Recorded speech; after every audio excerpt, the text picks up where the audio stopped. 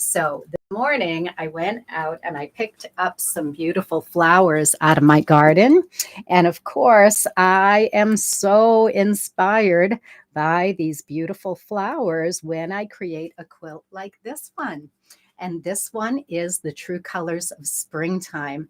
And look at that. Aren't those all of those same true colors? They are so beautiful. And I just love working with the flowers in my garden to create beautiful applique creations with all of you. Now, many of you know that the True Colors of Springtime is the workshop or the online course that I'm going to be teaching next. So, True Colors of Springtime is a 9-month course, and that course is starting in June. So, good morning. You're hiding from the excessive heat, Elaine. Humidex of 40 since Sunday. Yes, it's ridiculously warm here too in New England, and we are going to get over 100 degrees today in New England. My husband is out trying to get our pool pump working because we just put a new liner in the pool and we need to stay cool over the next couple of days. So anyway, really, really warm. But here in my basement, it's the perfect place to sew. I just love that I have my basement sewing room, and that is keeping me cool. So, True Colors of Springtime starting in June 30th to be exact. And I'm so inspired by all of the flowers in my garden. So I'm welcoming you into my studio here, which is a little bit of a disaster because I had applique demo days last evening, and I haven't been in my sewing room since that demo days last evening. So I'm just putting my room back together, and I'm trying to get a new camera set up so you can see really well on my tabletop here where I'm going to be doing a demonstration for you. So that was my goal for today, was to try out this new camera and see if we can work on a project together that you can see without me having to swap cameras. So that looks pretty good. You're able to see right down on my tabletop. Well, I've been playing, and when I travel, I bring along a whole bunch of notebooks with me. And I'm pretty disorganized, so I never have the same notebook with me twice. And it completely depends on how much room there is in my sewing room. So I have a little notebook for my business here that I often take with me. And I just write down ideas on what I might like to play with next, whether it's for my business or for my quilts. So I'm going to open up to a page of my notebook here where I was playing with some ideas for future quilts. And I won't share all of those ideas with you today, but what I want to do is take one of these ideas and kind of test it out. When I'm jotting down ideas on an airplane, I don't have my Hearts and More or my Leaves Galore tools with me. So I'm just jotting down thoughts of what might work for Rotary Cut Appliqué, but I don't have the tools with me to test out those theories. So what I'd like to do today is go through one of those ideas that I had, and that was from this trip, and I had this little notebook with me. But I also want to share with you that in my notebooks, I don't usually bring this one because it's too big, but this is the one that's here in the studio with me. And in my notebook, I have all different ideas, whether I saw something in a magazine that I want to be inspired by, or I just dreamed up something out of my head, like these little birds over here. I do have some magazine pictures from things that I'd like to play with.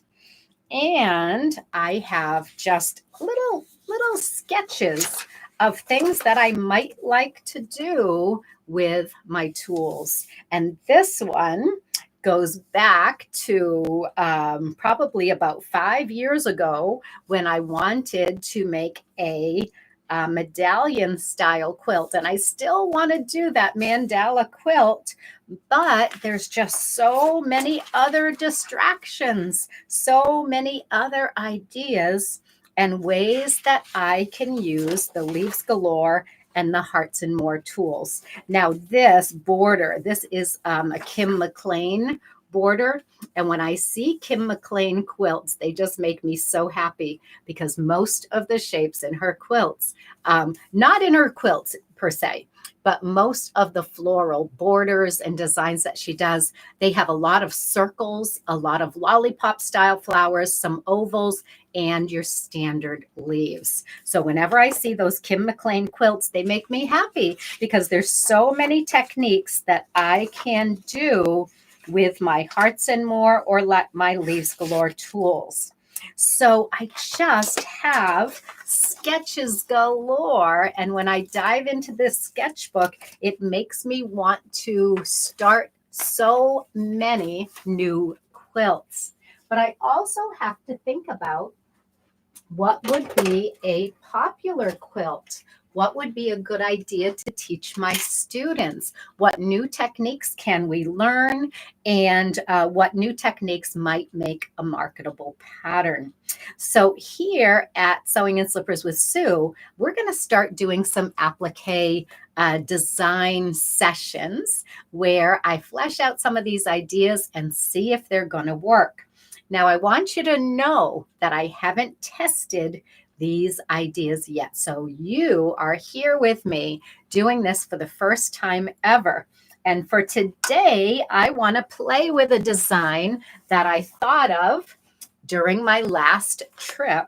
And let me just grab that page so I can show you the basic sketch that I was thinking of. So I was really struggling today if we were going to do triangles or if we were going to do this little fishbowl quilt. So I'm going to get up closer to the camera so you can see my sketch of a little fishbowl quilt. And I have no idea how I'm going to make that little fishbowl. So we're going to test out that idea today and see how it might work out. So I was late today coming on to Sewing and Slippers because I came down earlier and I decided to make a little sketch before I completely embarrassed myself and had no idea how to make this fishbowl. So I started sketching on paper, and I'm not sure that you can see that, but it is a little fishbowl, and there's about 1 million lines on there that I've erased and played with and came back to. And so what I'm trying to work out is how big is that fishbowl going to be? How am I going to make the curves on the fishbowl and how to make it look realistic? So I don't have a fishbowl per se right here, but I'm going to grab my little thimble container. And I should have taken all of the things out of the container, but you're going to get the idea from looking at this container. So the first thing is this container has straight sides, and my fishbowl is going to be bulbed out on the sides. So I'm going to be using my curve on the sides where this one has straight sides. But what I want you to look at is this bottom edge. The bottom edge, if you took a regular picture of this, you can see how the bottom edge has a curve on it. It's not a straight line that goes across. And the same thing with this forward edge. This edge that comes forward looks in the camera like it dips down and then comes back up again. So it's almost like a smile shape right here. And then you see the back rim over the top rim. So that's actually kind of going like a frown shape back here. So we have a smile shape in the front. We've got a frown shape in the back. We've got another smile shape up here on the bottom edge, and then we're going to be making our sides round like a fishbowl. And as I said, I wish I had a fishbowl that I could use as an example, but I don't have anything that's shaped like a fishbowl because I don't have any fish. But I thought that we could start by drawing that fishbowl. So here's what I did. I made the sides of the fishbowl out like this with my 8-inch Hearts Leaves Galore tool.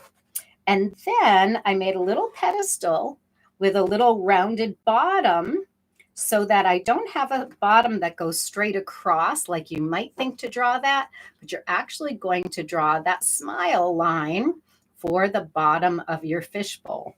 And then we have a line here that also is shaped like a smile for the top of the fishbowl. And then we're going to have the back of the fishbowl opened up in the back so that you can look inside and see the water. You can see the fish swimming inside. And so even though that is a very light sketch, it's going to give me an idea of how big these design elements need to be. So let's measure. My first line on that bowl from curve to curve is 11 inches wide. And then my height on that fish bowl is about 9 inches. So I want to cut a piece of fabric that is 9 inches by 11 inches. And by the magic of television here, I came up earlier and I did this morning.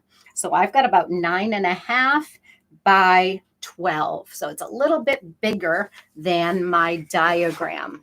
So let's go ahead and see what we can do. That'll give me a little bit of leeway if I make some errors on my fishbowl. So what am I going to do? Well, I need the back of that fishbowl to be an upward facing curve. So like a frown on the top of my fishbowl.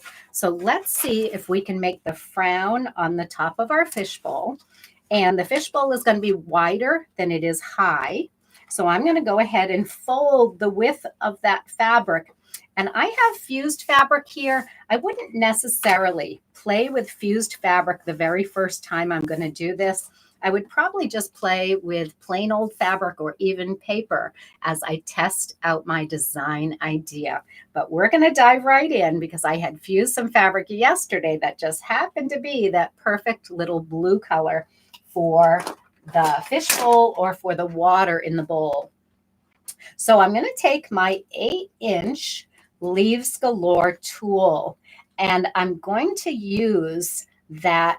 Let's see, am I going to do it that way? No, I want to cut my curves first for the sides.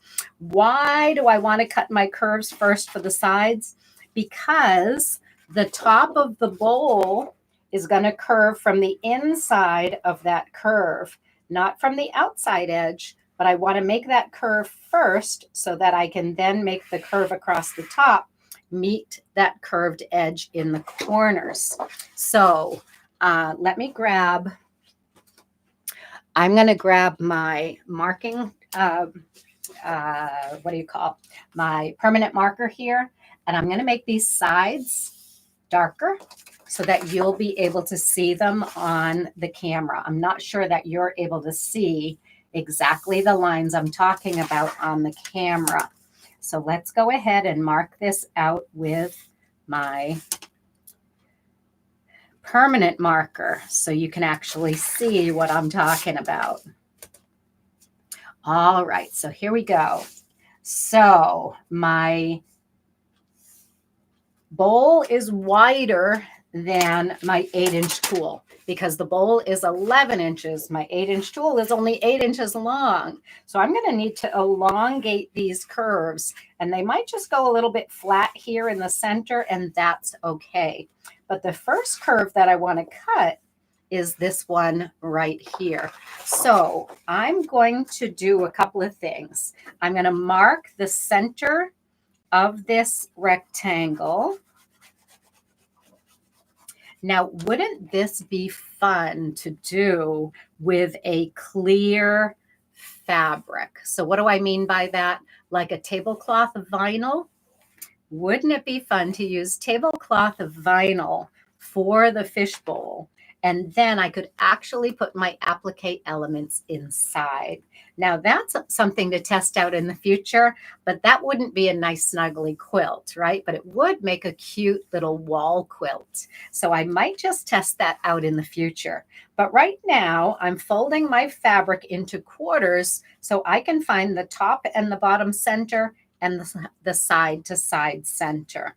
Now I'm going to fold it side to side, and I'm going to center that 8-inch curve on this side. Now this might be a little bit wider than I need, but what I'm doing essentially is, because this is an 8-inch curve on a 9.5-inch piece of fabric, I'm going down in the center, so that the 8-inch center, the A, is right on that centering line. And I'm just going to cut that curve, as much of the curve as I can. And I certainly could go ahead and use the tool to cut all the way to the end, but it's not going to matter, because that end, I'm going to end up cutting with the opposite, with that curve, making it into a frown. So we're going to open that up, and that by itself looks like a fishbowl to me. So what else do we need to do? I kind of like that this curve goes up again.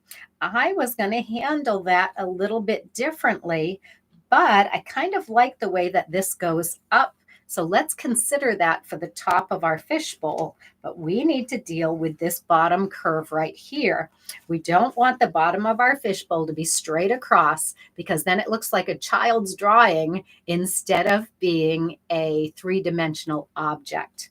So let's go ahead and fold that fabric this way, and then we're going to go in with our curve to just even out that bottom a little bit. So I'm going to use my 8-inch tool. I'm going about 1 inch away from the centering line. So I'm going between the B and the C over here on my tool. The A is way up here. That's about 3/4 of an inch away from the fold. And I'm just connecting the 8-inch curve here down to the bottom of the bowl. So let's go ahead and do that. And let's see how that curve looks on our fishbowl. Well, you know what? That looks pretty nice. I like that just as is. Now let's go ahead, and I'm going to do something a little differently than I did before. This section right here, I want to measure that. How wide is that section? And that section up top is exactly 8 inches. Oh, that's amazing. I love that that piece is 8 inches, because I can go right here and fold that, and I can use the 8-inch tool to make that inner curve. But I don't want that curve to be very, very deep. So I'm actually going to slide my curve up. Instead of having my half of an 8-inch curve right here, that's really, really deep, because the width of our 8-inch curve right here, half of our 8-inch curve, is about 1.5 inches, almost 1.5 inches. And that's a little too deep. I don't think I want the curve of my fishbowl to go that deep. If I do, I'm going to line up my straight line on the tool with a straight line on my board and the straight line on my fabric. So straight line on the tool matches up with the straight line of the bowl and the straight line on my board. So if I cut it that deep, I wonder how that's going to look. I'm going to go a little bit shorter. So instead of going the full 1.5 inches, I'm going to go down just by 1 inch. So I'm going to put the A on my tool. on the 1-inch marking from this edge. And then I'm going to put the point, the eye, right here on my tool on the intersection between this curve and this straight line. So I'm just scooping out the top of that bowl, but I'm not going quite as deep as the full 8-inch curve, but I'm not sure if that's going to work, because what's going to happen is that curve is not going to be a full curve. It's almost going to go up in the center a little bit and then back down again. So let's put that on a piece of white and we'll see if we object to that curve. You know what? It's not bad, and it's probably better than going too deep with that top curve. So let's see how we did with that. Okay. It does have a little bit of an indentation on the top, and I could do two things. I could smooth out that indentation, so I can take my curve, and I'm going to use the inside curve, and I'm going to place that inside curve right on the center here.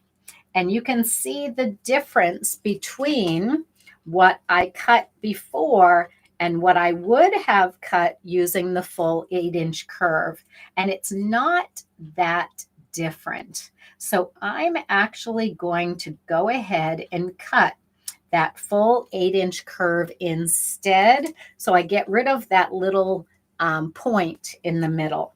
So let me do that again, using that full 8-inch curve this time. And you know, it is a little bit deep. I'm not sure. I'm not sure if I'm going to like that or not. I may go back and do it a little bit less deep as I did before, because that seems a little too deep to me. So I'm going to take another piece of fabric, and this one is a slightly different blue. And I want to make an outside curve where I'm going to be making that frown for the top of the bowl. And this fabric is a little bit wider than the 8 inches. This is about a 9-inch piece of fabric. And I'm going to make that frown shape using the 8-inch curve. And let's see how that looks for the top of my bowl. This all might be just a little bit too round and too deep. And sure enough, I didn't cut that wide enough because this curve is really, really deep. So I think that that's going to be a little bit too drastic. So let's go ahead and do this. I'm going to use the 8-inch curve. I'm folding my fabric in half, and I'm going to go all the way out to the eye on the open edges so that this makes more bigger than an 8-inch curve. It's going 9 inches from edge to edge. So there'll be a little flat spot in the middle, and that's okay. Let's test that out. Let's put that under our bowl and see what we think. I really think it's too domed shaped and it's too high, but let's give it a shot and we'll test and see if we like that shape. So up here at my computer table, I've got my little chalk wheel. And I'm going to repeat that shape right here with my chalk. I can use the tool or I can just use the bowl that I've already created. And then I want to cut just a little bit below that line. I made a white line with my chalk. And I'm going to cut a little bit below that line with my rotary cutter. So we have just a little bit of underlap. And it's not going to be perfectly even, but that's okay. It's about 1/4 inch of underlap. And on my chalk line, I'm going to go ahead and put the edge of that bowl. Now I switched. I had some fused fabric from yesterday, and this fabric is not fused, but that's okay. We just want to play right now and see what we think about that bowl shape. And to me, it's looking more like a, it seems to me that this is too deep, that it's not really the angle that I want. This seems just a little bit too domed on the top, and this one comes down a little bit too far.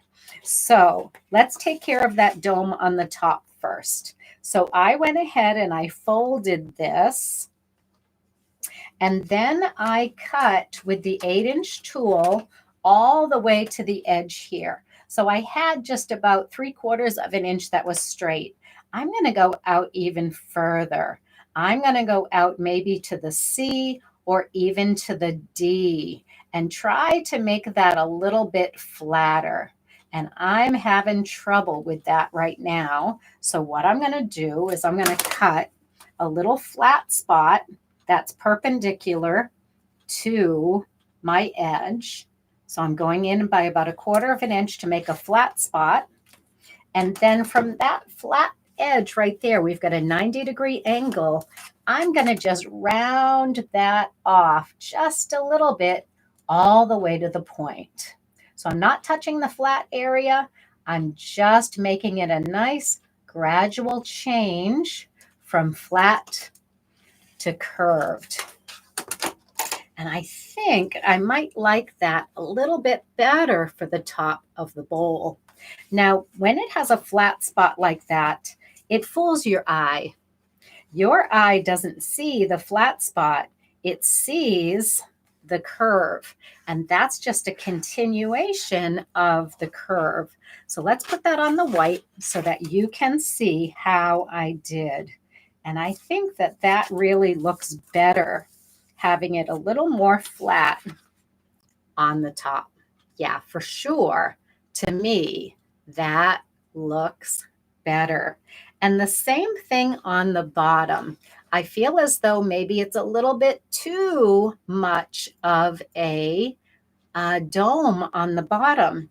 But what I might want to do is make a little pedestal for that fish tank, for that fishbowl. So let's take this darker blue and let's see if we can make a little pedestal for that to sit on. And I don't know how that's going to work. I'm going to really have to play with this in order to make that pedestal. But the idea here is to have a little platform for that to sit on instead of just having the bowl by itself. But let's think about this. We want to fill our bowl with some fish and some plants and maybe even some gravel for the bottom of the bowl. Well, the gravel tends to be brightly colored and really fun. I've seen a lot of gravel in the fish, pet stores, and you can get all different kinds of fun colors of gravel. And very typically they use this kind of teal green color. So that might be kind of pretty as the gravel on the bottom. Then I've also seen some of this kind of coral color, and what a beautiful contrast there to use some of that coral as gravel in the bottom. And what if we did something really crazy and we use some of this K-facet fabric that has all of the little flowers in it? Wouldn't that be kind of fun for the gravel in the bottom? So I'm not quite sure what's going to work out best.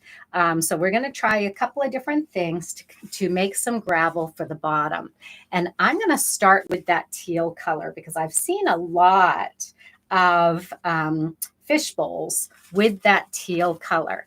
So the first thing I'm going to do is I'm going to simulate the way that I made the bottom of the fishbowl. So I'm going to just fold it like this. I'm going to put my fishbowl right on top of that.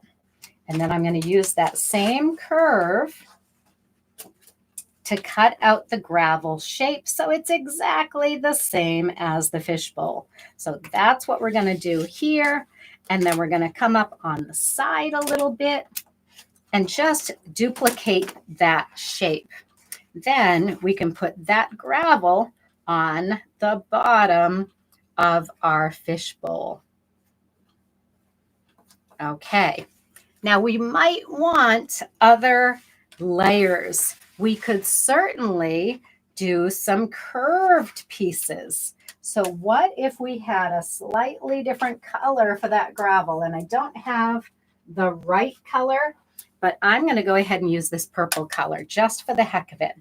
And I want to make a nice graceful little arc like this. And see what happens if I start to layer these, right? And put some different like little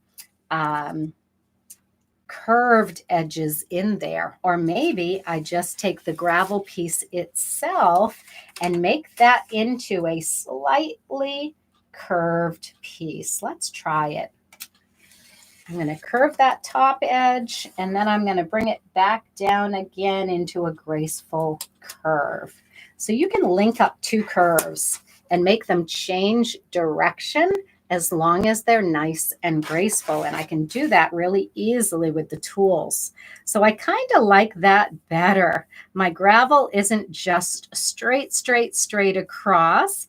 It's as though I put a little I poured that gravel in and it wasn't even all the way across. So I like that teal color gravel, but I think it would be fun if we did a fishbowl quilt to have all different colors of gravel on the bottom.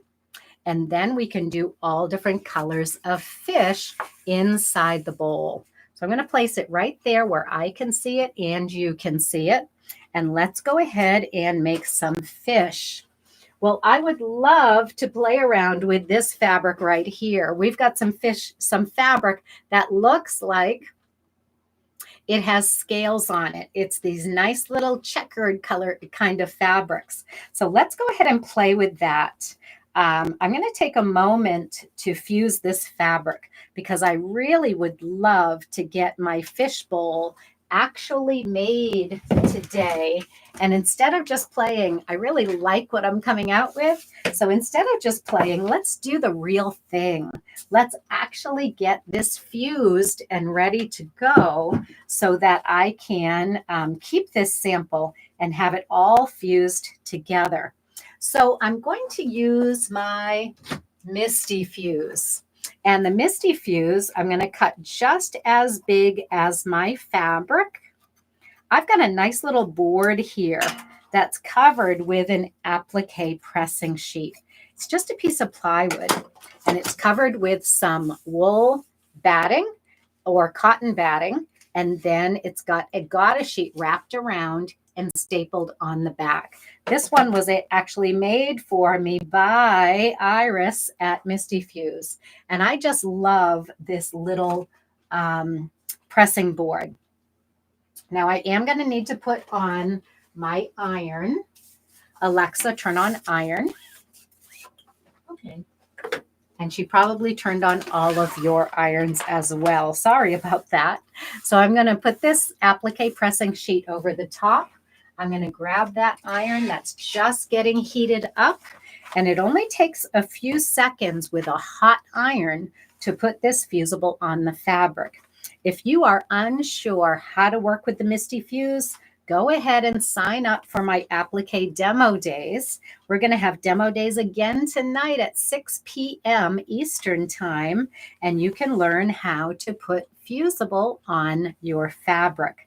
I'm using the Mistyfuse. The technique is pretty much the same for any fusible, but I'll give you all of the ins and outs of using Mistyfuse and why I love the Mistyfuse over all of the other fusible products out there. So I'm going to peel away my applique pressing sheet. That leaves the fusible on the fabric. And now I'm going to press a little bit of this other yellow color. This yellow fabric has a different plaid on it, and I thought it would be fun to mix the two. So we'll end up with the tail and the fins of the fish out of one fabric and the main body of the fish out of the other fabric. Now, I wish I had my fusible scraps right here because this is just a little tiny piece, but I'm going to cut my fusible the same size as my fabric, and those little Mistyfuse scraps are going to go into my scrap bin. Even these little tiny scraps, they go into my scrap bin right here. This is the cute little bowl that Savannah made for me that she gave to me at Missouri Star.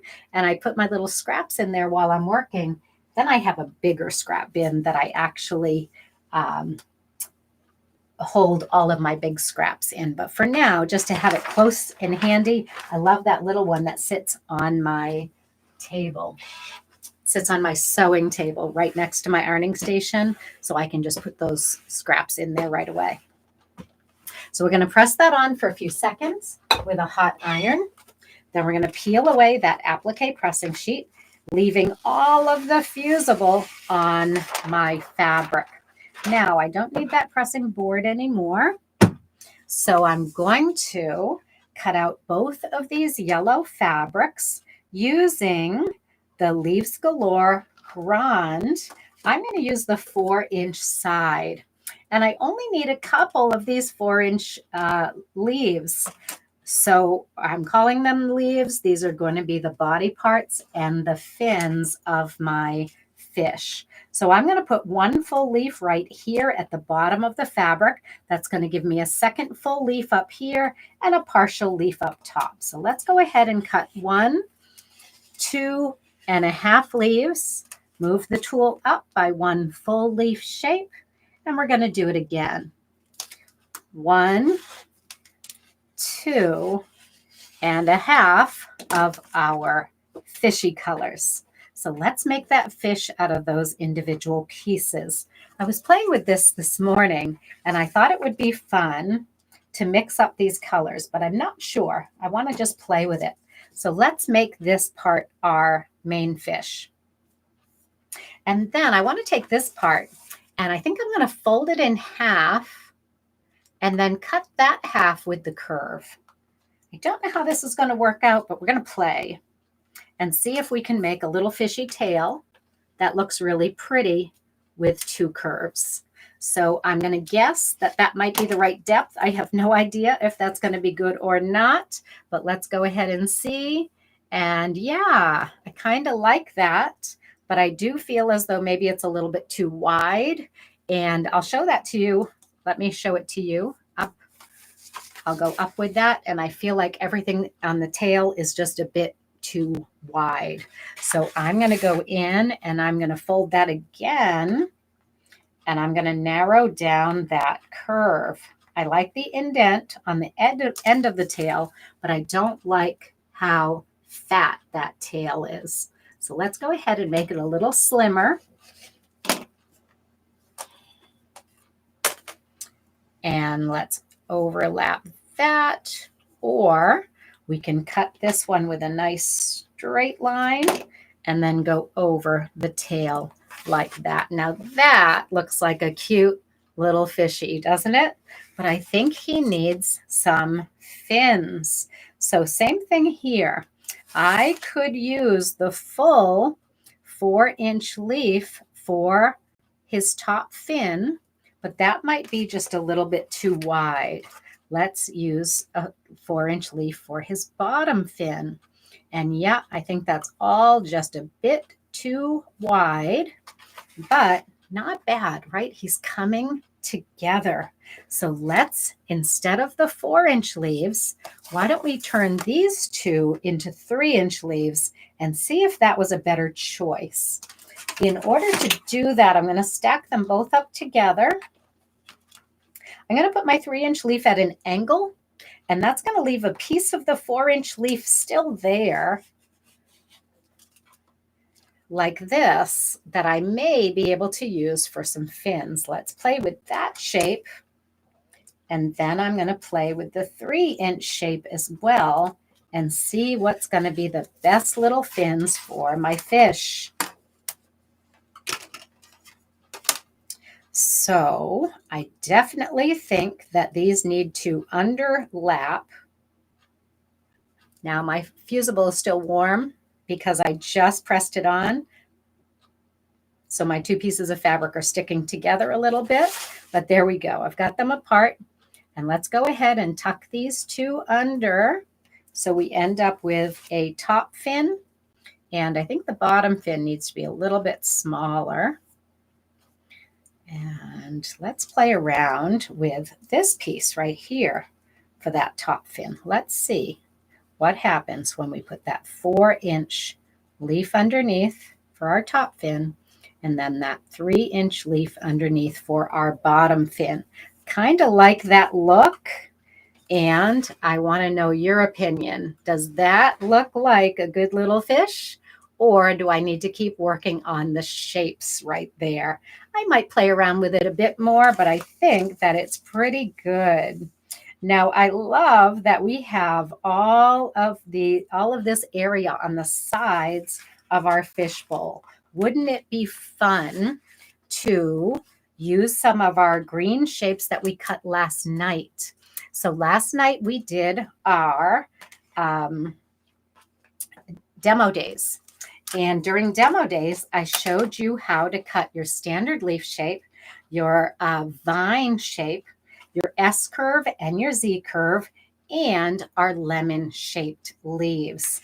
Now we might not want these exact shapes, and I cut those shapes with the Norm Leaves Galore tool. And for my tiny little fishbowl, I'm probably going to want to cut those shapes with the 2.5-inch tool. But I tell you what, let's play with our 2.5-inch tool. And I'm going to take our 3-inch leaf and I'm going to split it right down the middle with the 2.5-inch tool. So I'm taking that leaf shape and I'm altering it with another curve. And that's giving me some beautiful little shapes that I can use for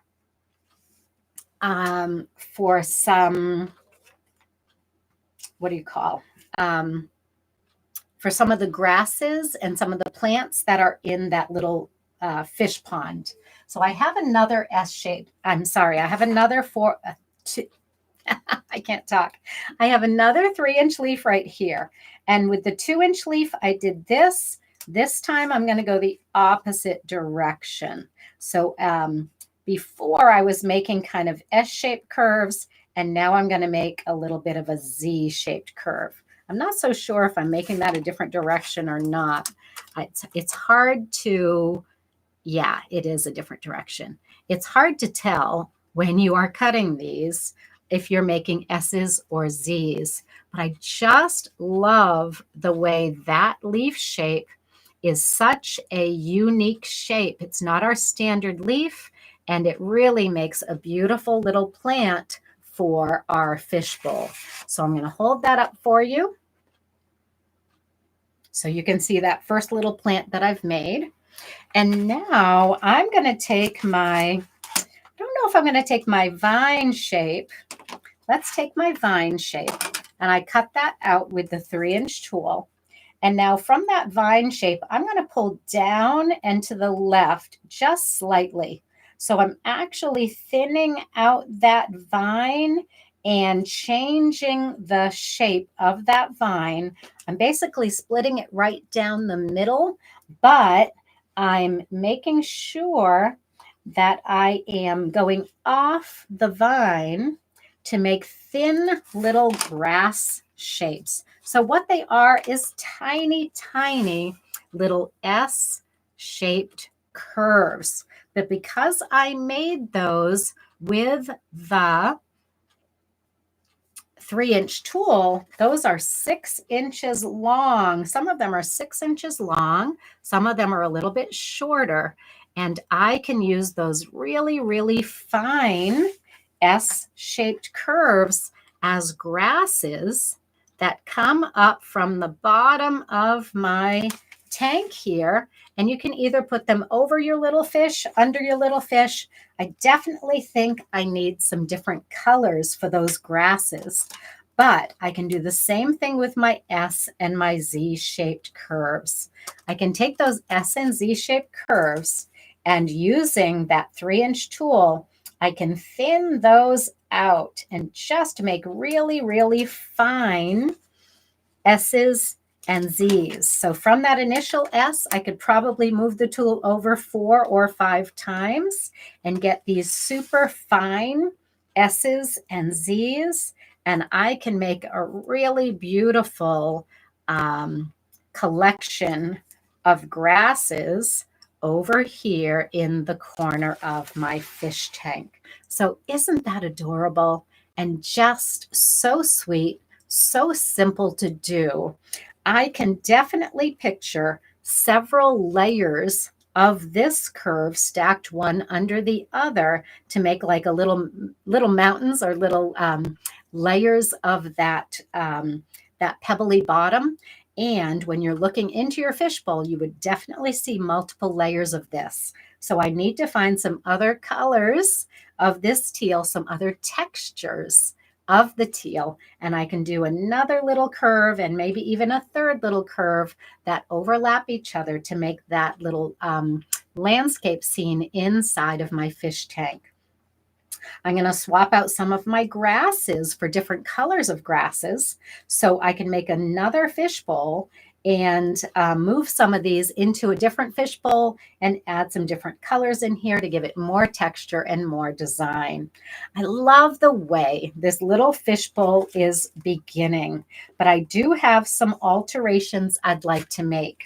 I want to make sure that I make a little rim on the top of that fishbowl. So I need a different color blue, maybe a lighter blue, a clearer, more clear blue, so that I can put a little rim on the top of the fishbowl.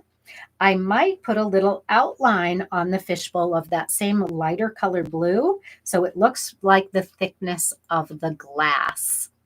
And I'll probably put a little French knot on the little eye with a little white speck in the middle. So a little black eye with a little white speck in the middle to make my little fish come alive. So we have really made a good start on the fishbowl. Now, my next step is I'm going to bring this to my sister Gina, who is an artist, and I'm going to say, what can I do to make this fishbowl look better and more in perspective? I think if I make the glass with a different color here, here, and here, I can make a little pedestal out of that glass as well. So it really looks like you have a glass fishbowl filled with the blue water and the teal sand. I'm excited about this little fishbowl project. And once I perfect this little fishbowl, he could be repeated on a quilt with 3 and then 2 and then 3 and then 2 and then 3, giving a beautiful little scene. Now, if you did want to use fish fabric, you could do this just like the bug jar quilts. You could use fish fabric inside of each of the fish bowls instead of making the individual fish. But I think using the Leaves Galore to make the fish, once we have a system for making those fish, we can do all 12 blocks at one time, making 12 little fish that are identical with all different fabrics and prints and colors. We can alter the colors of the sand. We can alter the styles of the grasses and the leaves and the plants inside there. Can you imagine some lemon-shaped leaves inside there, as well as being creative with our different leaf shapes? We're going to have so much fun with this fishbowl, and I hope you enjoyed designing applique with me here on Sewing in Slippers with Sue. If you liked this episode, I'm going to be coming to you every Tuesday morning at 11, and we're going to design something together. Sometimes I have a guest speaker, but most of the time it's designing whatever type of applique block I want to create next. And remember, I've got that whole bookload of designs that I played with on the airplane. I can't find my book right now, but I have all of those designs to play with. So we've got lots of designing to do here on Sewing in Slippers with Sue. So go ahead and hit the like button and the subscribe button, and you can even hit the little bell icon so that you'll be notified the next time I come onto YouTube Live. Now, this little frog reminds me of the critter series that we did in our Ahead of the Curve membership. We did do a little frog in that critter series, and all of those little critters are Rotary Cut Appliqué. If you want to learn more about our Ahead of the Curve membership, come to Demo Days tonight. I'll be demoing the Hearts and More templates tonight, as well as Mistyfuse, and we'll talk a little bit more about the membership and the critters that we did inside there. So Vicki says, how would you stitch those little green pieces? Well, generally, Vicki, when I have a nice thin shape like that, I could certainly blanket stitch the edges. But what I'll probably do is stitch with a decorative machine stitch right down the middle. I'll take a feather stitch and go with that feather stitch right down the middle, and that's going to really give me the look of those green leaves. Now, when I have just one green shape, green fabric like this, I could use my decorative threads, and I could put in a blue-green to make one leaf look more blue-green. I could put in an olive green to change the look of a second leaf, and I can change my thread colors with a decorative machine stitching in order to stitch down those leaves. So great question. I love it. Now you need to make a fishbowl, Elaine. Of course you do. Dawn, hi, welcome. Adriana, good morning. All right, so we're all set here on Sewing in Slippers with Sue. Go ahead and like and subscribe. Hit that bell button so you'll get notification the next time I go live on YouTube. And I can't wait to design more applique with you. I hope you had fun making the fishbowl today. I'm excited to bring this one to life. I can't wait to make a pattern from this. And who knows, this may just show up as a workshop next year on our Ahead of the Curve membership. Bye, everybody. I hope you have a wonderful day, and I'll see you tonight at Demo Days. Bye-bye. What time is Demo Days, Elaine? It's 6 o'clock Eastern time. So you're in Eastern time, so 6 o'clock tonight. Thanks, everybody. See you soon.